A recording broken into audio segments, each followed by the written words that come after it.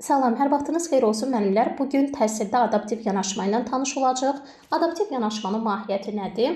Adaptiv yanaşma o deməkdir ki, müəllim bütün şagirdlərə eyni şəkildə yox, onların səviyyəsinə və ehtiyacına uyğun dərs keçməlidir. Adaptiv yanaşmanın əsas şüarı hər şagird fərqlidir, ona görə də öyrənmə yolu da fərqli olmalıdır.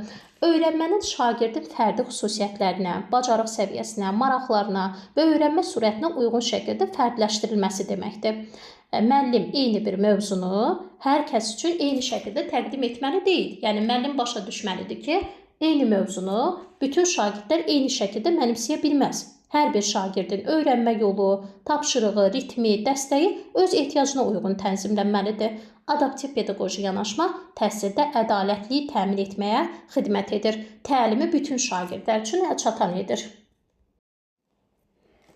Adaptiv yanaşmanın əsas prinsipləri fərdiləşdirmə, davamlı diaqnostika və rəy, dəstəyin tədricən azaldılması, yəni scaffoldingdir.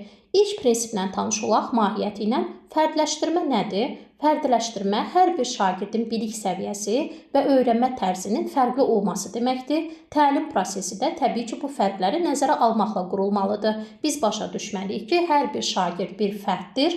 Hər bir şagirdin biliyi, bacarığı, marağı, öyrənmə sürəti fərqlidir. Məsələn, eyni mövzu üçün zəif şagirdə biz yönləndirici, güclü şagirdə isə tədqiqat tapşırığı verə bilərik. Davamlı diaqnostika və rəy nədir? Şagirdin öyrənmə səviyyəsi davamlı müşahidə və formativ qiymətləndirmə ilə izlənilməlidir. Müəllim daim müşahidə etməlidir, kim mövzunu başa düşüb, kim çətinlik çəkir və sonra uyğun şəkildə rəy verməlidir. Dəstəyin tədricən azaldılması scaffoldingin mahiyyəti nədir? Əvvəl müəllim çox kömək edir, yəni istiqamət verir, daha sonra isə köməyi azaltmalıdır. Müəllim əvvəlcə aktiv dəstək verməlidir, sonra bu dəstəyi azaldaraq öyrənəni müstəqil düşünməyə sövq etməlidir. Əvvəl nümunələr göstərə bilərik, yönləndirici suallar verə bilərik, tədricən isə bu dəstəyimizi azaldırıq, şagird işi özü müstəqil şəkildə yerinə yetirir. Prinsiplərə daha detallı şəkildə nəzər yetirək. Birinci prinsipimiz fərdiləşdirmə. Bəli, dedik təlimdə bütün şagirdlərin fərdi xüsusiyyətləri nəzərə alınmalıdır. Fərdiləşdirmə ona görə vacibdir ki, zəif şagirdlər çətin çəkib motivasiyalarını, güclü şagirdlər isə sıxılıb maraqlarını itirməsinlər. Hər kəs öz potensialına uyğun inkişaf etsin. Bəzən biz şagirdlərə sadəcə çətin tapşırıq verəndə, eyni mövzu üzrə çətin tapşırıq verəndə, zəif şagirdlər tapşırığı yerinə yetirə bilməyəcəklər və motivasiyaları aşağı düşəcək. Amma güclü şagirdlərə də asan tapşırıq təqdim eləsək, bu zaman onlar üçün də maraqsız olacaq. Yəni, biz bu balansı qorumalıyıq. Fərdiləşdirmə necə aparılır? 3 istiqamətdə aparılır. Məzmun üzrə fərdiləşdirmə, tapşırıq üzrə fərdiləşdirmə və dəstək səviyyəsi üzrə fərdiləşdirmə.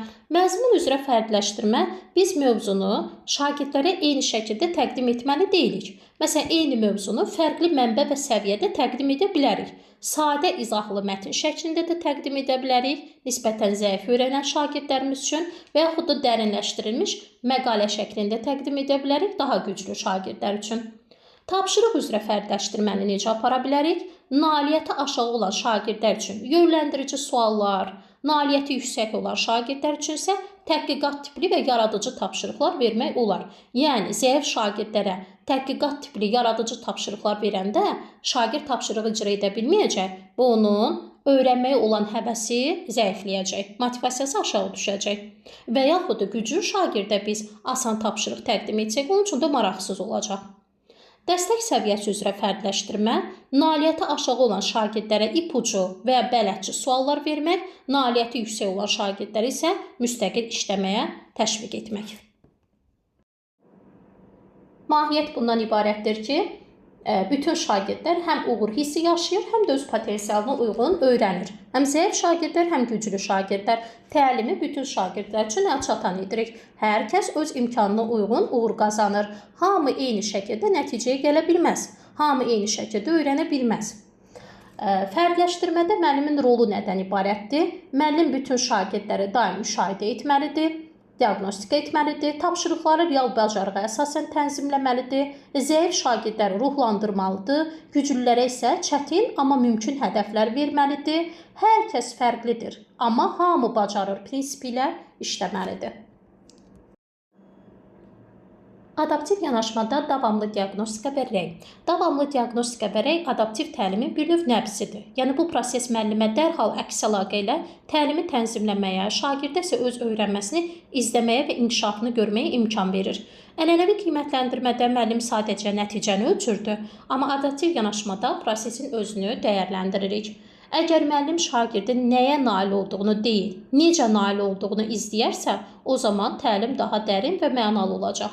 Rəy müxtəlif formalarda verə bilərik, şifahi şəkildə, yazılı şəkildə, simvolik rəylərdən istifadə edə bilərik. Həmçində şagird öz-özünü qiymətləndirə, yəni öz-özünə rəy verə bilər, həmçinin yoldaşını qiymətləndirə bilər.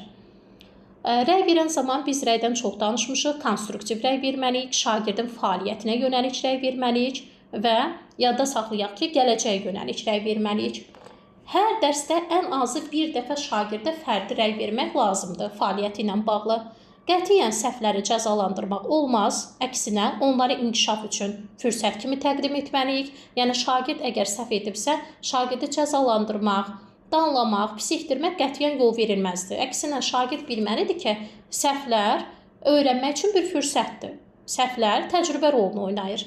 Şagirdin uğurunu riyazi nəticə ilə deyil, prosesdəki irəliləyişlə dəyərləndirmək lazımdır. Gündəlik fəaliyyətdə şagirdə formativ qiymətləndirmədə qiymət yazmaq yol verilməzdir. Rəy verməliyik şagirdə və rəyimiz də birbaşa şagirdin fəaliyyətinə yönəlik olmalıdır. Əgər şagirdin hər hansı bir çatışmazlığı varsa, şagirdə mütləq gələcək fəaliyyəti ilə bağlı istiqamət verilməlidir. Adaptiv yanaşmada dəstəyin tədricən azaldılması və skafoldinq anlayışı. Skafoldinq ümumiyyətlə Lev Vyqotskinin sosial inkişaf nəzəriyyəsinə əsaslanır. Nəzəriyyədə tanış olmuşduq. Vyqotskiyə görə şagird tək başına müəyyən bir səviyyəyə qədər öyrənə bilər. Amma dəstəklə bu səviyyədən daha yuxarı pilləyə qalxa bilər. Yəni şagirdə müəllimin dəstəyi mütləqdir. Düzgün istiqaməti mütləqdir. Skafoldinq təkcə dəstək vermək deyil, dəstəyi köməyi mərhələli şəkildə azaltmaqdır. Yəni biz müvəqqəti öyrənmə prosesində şagirdə dəstək oluruq və tədricən bu dəstəyimizi azaldırıq. Şagird artıq müstəqil şəkildə fəaliyyət göstərir. Burada bir prinsipi unutmuruq. Əgər hər şeyi müəllim etsə, şagird öyrənməz. Əgər müəllim heç nə etməsə, şagird çaşar. O yolu düzgün getməz. Tədrisin əvvəlində, yəni təlimin əvvəlində adaptiv yanaşmada dəstəyin tədricən azaldılması skafoldinq anlayışı. Skafoldinq anlayışı ilə Lev Vyqotskinin sosial inkişaf nəzəriyyəsində tanış olmuşuq. Vyqotskiyə görə şagird tək başına müəyyən bir səviyyəyə qədər öyrənə bilər, amma dəstəklə bu səviyyədən daha yuxarı pilləyə qalxa bilər. Yəni təlimdə, öyrənmə prosesində müəllimin şagirdə dəstəyi önəmlidir. Skafoldinq təkcə dəstək vermək deyil, dəstəyi köməyi mərhələli şəkildə azaltmaqdır. Müəllim daim şagirdə dəstək olmalıdır deyə bir şey yoxdur. Yəni biz müvəqqəti şagirdə öyrənmə prosesində dəstək oluruq, amma yavaş-yavaş o dəstəyimizi çəkirik. Yəni şagird davamını özü müstəqil şəkildə araşdırır və öyrənir. Dəstəyi müxtəlif formalarda edə bilərik. İpucu verməklə, model nümunələr təqdim etməklə, yönləndirici suallar verməklə, addım-addım rəhbərlik etməklə, yəni tapşırığı birlikdə icra etmək, sonra isə məsuliyyəti şagirdə ötürmək. Müşahidə və rəy verməklə. Ümumiyyətlə, skafoldinq nəticəsində müəllim öyrənməni asanlaşdırır. Təbii ki, burada şagirdin müstəqilliyini əlindən almamaq şərti ilə şagirdə sadəcə bir istiqamət veririk. Dərsin əvvəlində bizim dərsimizin məqsədi olur və şagirdlərin o məqsədə düzgün formada çatması üçün, nail olması üçün bu yolda müəllimin dəstəyi, istiqaməti önəmlidir. Əgər istiqamət düzgün verilərsə, şagird hədəfə düzgün formada çatar. Şagird dəstək alaraq inkişaf edir, sonra öz gücünə inanmağı öyrənir. Bu yanaşma həm intellektual, həm də emosional dayanıqlığı formalaşdırır. Ümumiyyətlə, adaptiv yanaşmanın üstünlükləri çoxdur. Hansı üstünlükləri var?